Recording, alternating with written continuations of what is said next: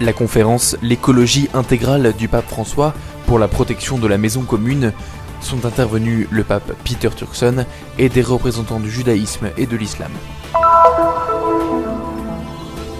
Les célébrations du 5e anniversaire de pontificat du pape François au siège de la nonciature apostolique à Jaffa de Tel Aviv. Le pèlerinage liturgique continue en suivant les lieux saints liés à la passion de Jésus, le troisième objectif étant la chapelle de la flagellation suivie par Béthanie. La Via Crucis de Jérusalem, dont la tradition a commencé avec la présence des franciscains en Terre Sainte, la dévotion est encore plus ressentie pendant le carême.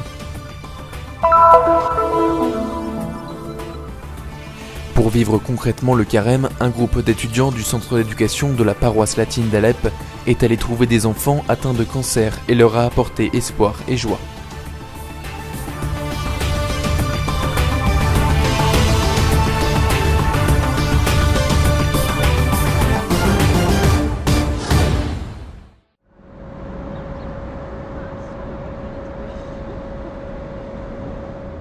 La Terre Sainte, ses beautés, sa grande signification pour l'histoire de l'humanité, des paysages qui nous renvoient au Cantique des créatures de saint François, le texte poétique qui a inspiré le pape François dans l'encyclique Laudato Si. Un éloge de la création, de la fraternité universelle et du dialogue que le saint lui-même a introduit en Terre Sainte lors de sa rencontre avec le sultan Malek el-Kamal en 1219. Il tema del creato ci accomuna. Tutte e tre le grandi religioni che fanno riferimento ad Abramo hanno come anche... Le thème de la création nous rassemble. Les trois grandes religions qui se réfèrent à Abraham ont à la base de leur théologie l'idée d'un Dieu créateur et par conséquent d'une création. L'attention à la création est un sujet sur lequel il est possible non seulement de dialoguer, mais aussi de collaborer. Je dirais même au-delà des croyants. Même un athée comprend à quel point il est important de prendre soin de ce qu'il appelle la nature et que nous appelons le créé. Al di fuori anche perfino dei credenti, cioè anche un ateo capisce quanto sia importante prendersi cura di quella che lui chiama natura e che noi chiamiamo creato. Des experts et des représentants du judaïsme, du christianisme et de l'islam ont analysé l'encyclique du Saint-Père à l'Institut pontifical du Centre Notre-Dame de Jérusalem. Parmi eux, le préfet du département du service du développement humain intégral, le cardinal Peter Turkson. Take ecology as the environment.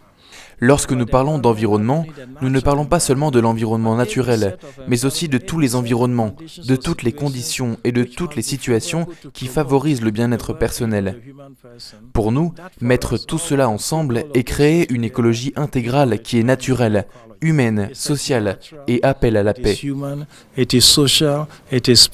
document, destiné aux chrétiens et aux non-chrétiens, souligne que chacun est invité à construire une maison commune et une écologie intégrale basée sur l'équilibre entre la création et les relations économiques, politiques et sociales. In Islamic tradition, God has created earth and God put into earth all what man needs in perfection and in balance. And so it is the duty and responsibility. Dans la tradition islamique, Dieu a créé la terre et y a mis tout ce dont l'homme a besoin. La perfection et l'équilibre. C'est donc la responsabilité de l'homme de prendre soin de la terre parce qu'elle est créée par Dieu et tout ce qui est fait contre elle est un acte contre Dieu. C'est pourquoi, si nous nous considérons croyants, il est important de faire ce que Dieu nous demande. Dieu nous demande de prendre soin de la terre-mère et de vivre en paix avec les autres. C'est le message du pape et c'est un message universel. Of Mother Nature and Mother Earth, and to be able to live in peace with the others, so that there will be no destruction. And so that's the important message of Pope Francis, and it is a message to all humanity. Pope Francis's encyclical is a reflection. L'encyclique du pape François est un reflet de la tradition biblique juive qui nous enseigne le lien inexplicable entre l'environnement, la société et notre comportement. Et si ce comportement devient immoral envers les autres ou ne concerne que ses propres intérêts, indépendamment de la responsabilité envers les autres, alors il affectera tout le système, nous détruira et conduira à une manière désastreuse de se comporter les uns. We live in a moral fashion in the way we treat one another and the way we behave towards our ecosystem. Le pape François souligne dans Laudato Si que le développement global est un défi pour tout le monde. Nous avons besoin de politiques internationales qui favorisent une écologie durable en faveur de l'être humain en accordant une attention particulière aux plus pauvres. Comme l'organisateur, le père Giorgio Vigna, l'a signalé, l'événement a proposé de sensibiliser et d'encourager des actions concrètes. Dunque la nostra intenzione era quella di far conoscere questo messaggio di Papa Francesco. Notre intention était de faire connaître le message du pape François aux sociétés israéliennes et arabes. Faire connaître ses richesses, ses propositions, avec l'intention de faire un jour quelque chose de plus ensemble et faire connaître un message universel fort et urgent. Di più insieme. Ecco. Quindi far conoscere un messaggio universale, forte e urgente.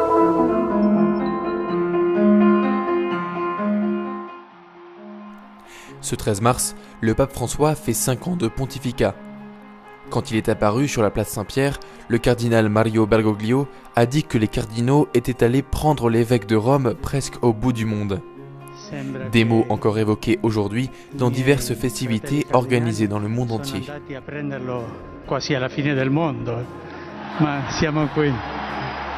L'annonciature apostolique en Israël a voulu célébrer cet anniversaire avec une réception à Jaffa de Tel Aviv, lieu où Saint-Pierre a été plusieurs fois et où la mission diplomatique du Saint-Siège en Israël a des bureaux.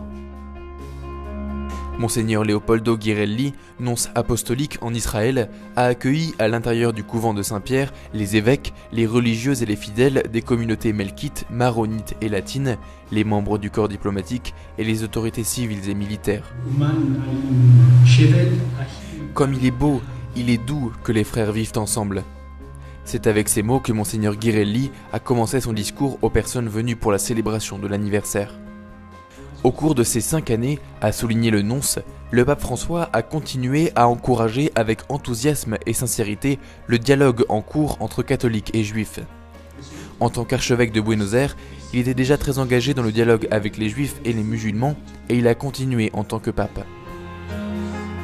Dans ce contexte, a continué Monseigneur Ghirelli, je voudrais évoquer sa visite en Israël en 2014. C'était son premier voyage officiel à l'étranger et il est venu en tant que pèlerin et ami.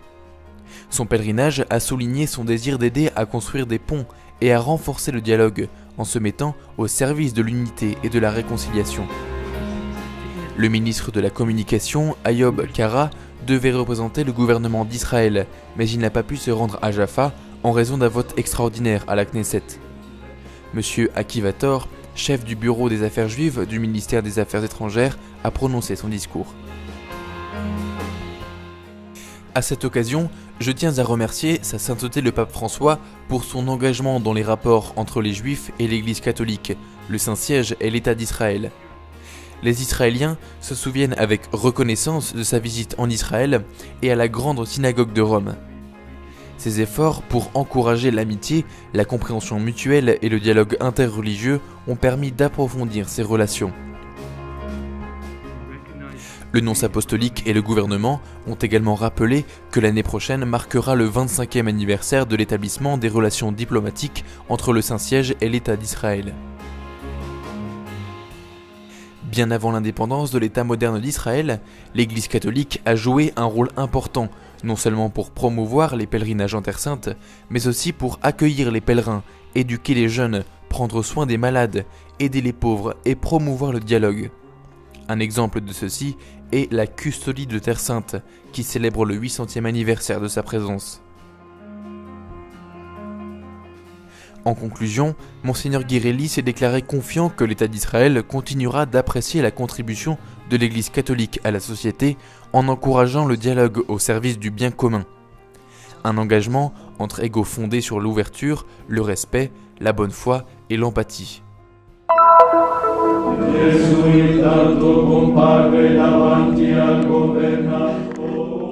Dans la chapelle de la flagellation, la couronne d'épines entrelacées de roses en cristal laissant passer la lumière indique que face à la douleur de la mort, l'espoir l'emporte.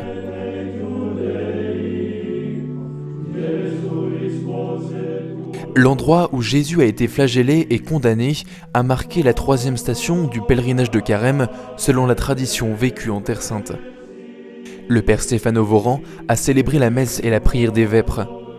Dans l'homélie, le père Luigi Maria Epicocco a parlé de la fécondité de la souffrance. Gesù diventa solidale anche con questa parte del dolore umano che è il dolore fisico. Jésus est aussi solidaire de l'aspect physique de la souffrance humaine. Une douleur qui peut devenir si insupportable qu'elle nous pousse au désespoir et nous fait demander la mort. Ici, Jésus éprouve ce genre de souffrance qui conduit presque au désespoir et nous enseigne l'abandon. Comme à Gethsémani, il nous enseigne ici que le mot qui change tout est offrir. Offrir sa souffrance. Non que cela explique la souffrance, mais cela la rend, dans un certain sens, vivable, humaine, féconde. La 4e étape du pèlerinage a eu lieu à Béthanie, la terre de Marthe, Marie et Lazare, les amis de Jésus. Parmi les participants, des représentants de la petite communauté chrétienne locale, composée d'environ 30 familles. J'essaie de vivre la charité avec tout le monde, chrétiens et musulmans, et le plus important est de vivre la charité dans nos vies, de refléter la lumière du Christ dans le monde. Nous sommes la lumière et le sel de la terre. Ici, la messe a été célébrée par le père David Grenier, le secrétaire général de la custodie de Terre Sainte, et prêchée à nouveau par le père Luigi Maria Epicocco. Jésus a été capable de donner sa vie pour Lazare. Il a ressuscité Lazare et dès lors a été condamné à mort. Une sorte d'échange a eu lieu. Lazare est en sécurité et lui meurt à sa place. Il nous montre que le plus grand amour est toujours quelque chose de concret, jamais abstrait. À un moment donné, donner sa vie signifie rencontrer le nom particulier de Lazare, le nom d'une personne ou d'une situation dans laquelle nous sommes appelés à donner vraiment notre vie. Après la messe, il y a eu la lecture de l'Évangile qui raconte la résurrection de Lazare à l'entrée de sa tombe où tout le monde a pu ensuite entrer pour prier.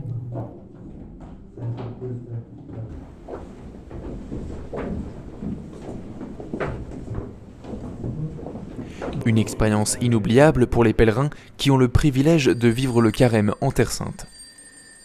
Nous venons du Brésil, où nous avons entendu beaucoup de choses dans les évangiles. Mais ici, nous vivons, nous nous trouvons là où Jésus a marché. J'ai pu voir, toucher les endroits. J'ai pu écouter de manière plus vivante, plus profonde, et sentir surtout que ce Jésus est réel. Mais le fait que je crois dépend-il du fait que je suis ici, que j'ai été ici? Non, j'ai toujours cru. Mais étant ici, je le sens d'une manière beaucoup plus concrète. Mas estando aqui, eu o sinto de forma muito mais concreta.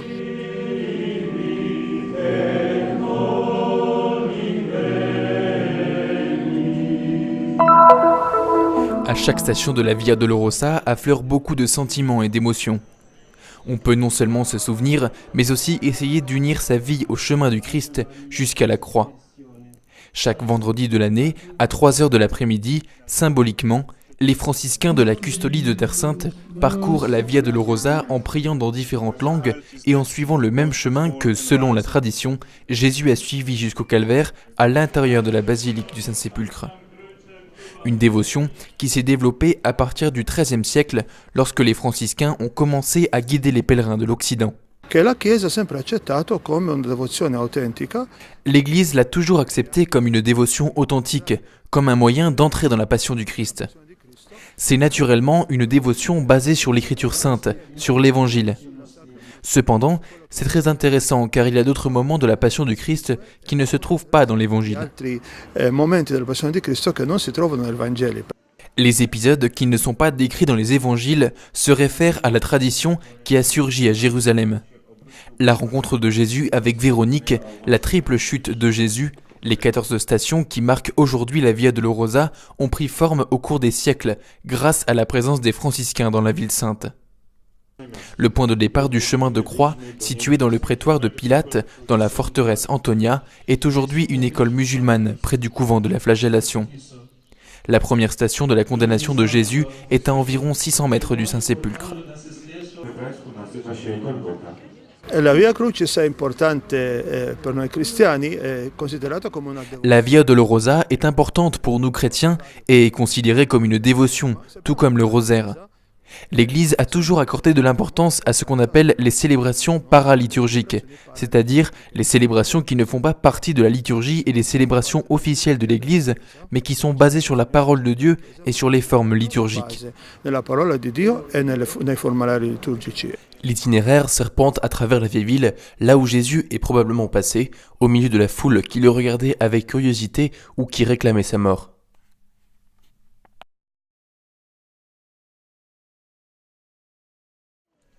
De Jérusalem au monde entier, la dévotion s'est largement répandue en Italie grâce à la prédication de Saint Léonard de Porto Maurizio, un franciscain du XIIIe siècle, au cours de ses missions populaires dans plusieurs villes italiennes.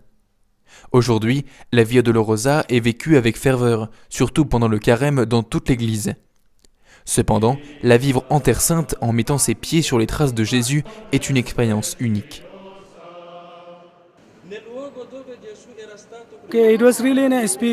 C'est une expérience formidable de participer au chemin de croix, de suivre les mêmes stations que Jésus qui a transporté la croix jusqu'au calvaire et de le faire avec des gens de partout dans le monde. C'est vraiment une expérience incroyable pour moi.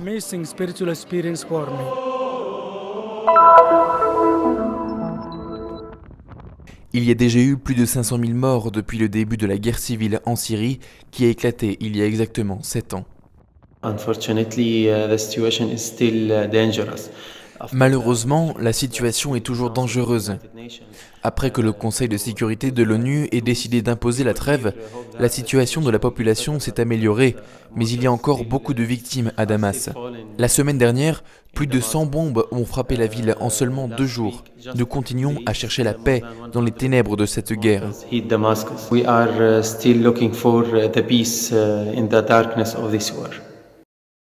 Le secteur de la santé est parmi les plus endommagés.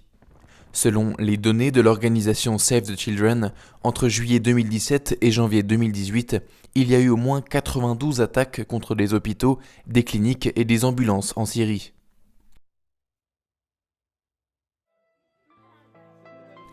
En réponse à toute cette souffrance, les étudiants du centre d'éducation de la paroisse latine d'Alep ont visité la salle oncologique pour enfants de l'hôpital universitaire de la ville. Beaucoup d'enfants souffrent non seulement de maladies, mais aussi de la perte de leur famille et de leurs proches. Les visites et les marques d'affection leur donnent malgré tout sourire et espoir.